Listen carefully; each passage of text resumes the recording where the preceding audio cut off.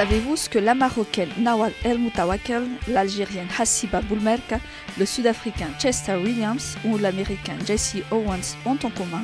Ce sont tous des Olympiens.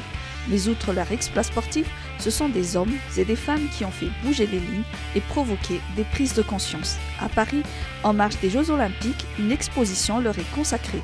Ici, les combats menés par le coureur de fond éthiopien Haile Gebrselassie contre la pauvreté dans son pays, sa lutte pour l'accès des femmes au sport ou encore sa bataille contre les ravages de la guerre dans la région du Tigré sont mis en exergue. L'exposition met évidemment en avant la photo qui a révélé au monde entier l'ampleur de la ségrégation raciale aux États-Unis. C'était en 1968 à Mexico. Cette photo de la honte pour bon nombre d'Américains montre deux athlètes noirs, Tommy Smith sur la plus haute marche du podium et John Carlos les poings levés, et puis devant eux, l'Australien Peter Norman, alors médaillé d'argent, portant le badge Olympic Project for Human Rights. Et dans la même veine, les engagements du boxeur américain Cassius Clay, devenu Mohamed Ali, connu dans sa lutte pour les droits civiques, ou encore ceux du tennisman noir américain Arthur Ashe, qui avait lutté pour pouvoir jouer au tennis, sont aussi rappelés dans cette exposition.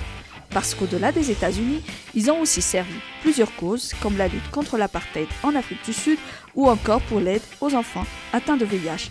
Mais les exploits de Jesse Owens, qui en 1936, en pleine période nazie, remporte 4 médailles d'or à Berlin devant Adolf Hitler, ne sont pas oubliés. Plusieurs athlètes ont marqué leur époque en bravant des interdits. L'image de Cathy Freeman, médaillée d'or du 400 mètres dames à Sydney en 2000, issue de la génération des enfants volés, arborant le drapeau australien et le drapeau aborigène, reste ancrée dans la mémoire. L'Australienne crée une fondation pour venir en aide aux enfants aborigènes pour que ceux-ci puissent accéder à l'éducation, au sport et à la culture. Elle intègre ensuite le mouvement Peace and Sport d'un collectif d'athlètes pour promouvoir la paix. L'Algérienne Hassiba Boulmerka, spécialiste des courses de demi-fond, est connue pour sa lutte contre l'intégrisme. Nawal El Moutawakel est la première femme à donner une médaille d'or au Maroc et à l'Afrique en 1984 à Los Angeles sur le 400 mètres haies. Elle s'engagera plus tard pour défendre plusieurs causes, dont celle de l'émancipation des femmes.